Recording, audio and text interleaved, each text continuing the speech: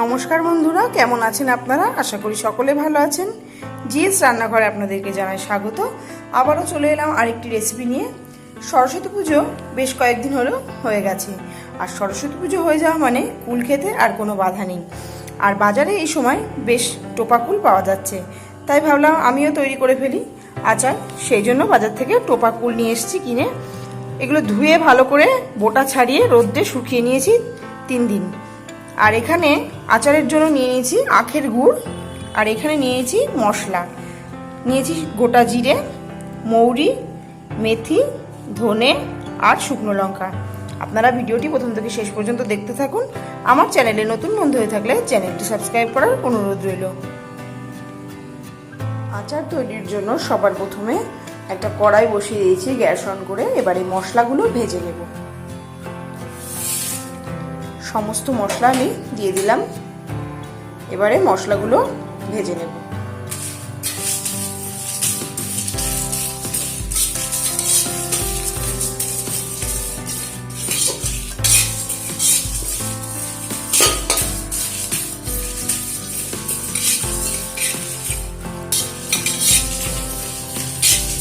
ফিরে এলাম 5 মিনিট পর। একদম লো ফ্লেমে 5 মিনিট ধরে মশলাটাকে আমি ভেজে নিলাম। মশলা ভাজা হয়ে গেছে। এবার একটা পাত্রে নামিয়ে নেব। ভেজে নেওয়ার পর কড়াইতে সরষের তেল দিয়ে দিয়েছি। ফোড়নে দিয়ে দিচ্ছি 5 ফোড়ন আর গোটা শুকনো লঙ্কা। ফোড়নটা একটু ভাজা হতে দেব।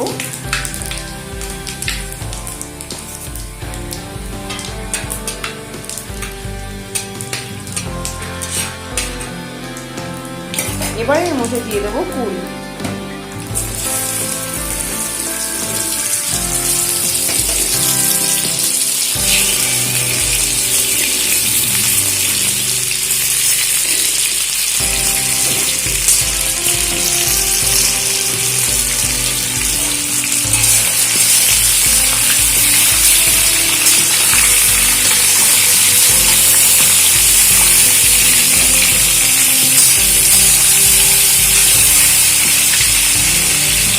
দিয়ে দিচ্ছি পরিমাণ মতো লবণ, আর দিয়ে দিচ্ছি হলুদ গুঁড়ো। এবার একটু ভেজে নেব গুড়গুলোকে হালকা করে।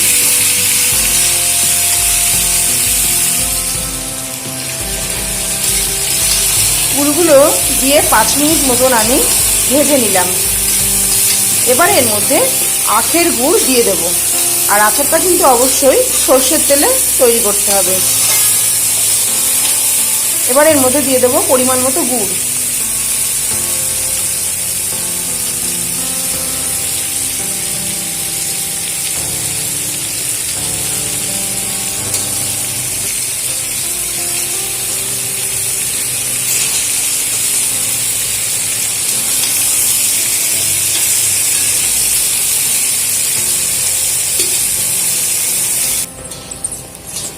পরিমাণ মতন গুড় দিয়ে দেওয়ার পর ভালো করে কুলের সঙ্গে মিশিয়ে নিচ্ছি। এবারে সেদ্ধ হতে দেব। 10 মিনিট মতো সেদ্ধ করে নেব আমি। আশা করি 10 মিনিটেই কুলগুলো খুব ভালোভাবে সেদ্ধ হয়ে যাবে।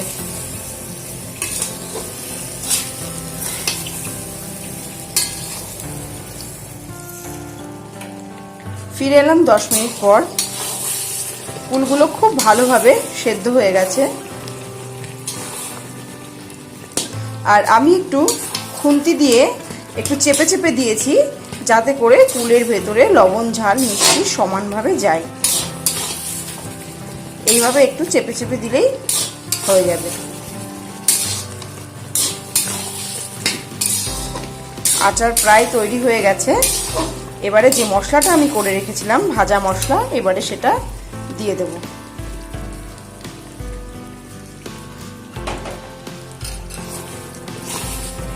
এবারে আচারের সঙ্গে মিশিয়ে দিচ্ছি।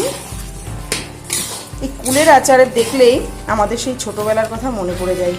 স্কুলের সামনে একটা গাড়ি দাঁড়িয়ে থাকতো, আর আমরা যেই টিফিনের ঘন্টা বাজতো তখন দৌড়ে ছুটে যেতাম সেই আচার কাকুর গাড়ির কাছে এই আচার খাওয়ার জন্য। আমার আচার কিন্তু পুরো রেডি।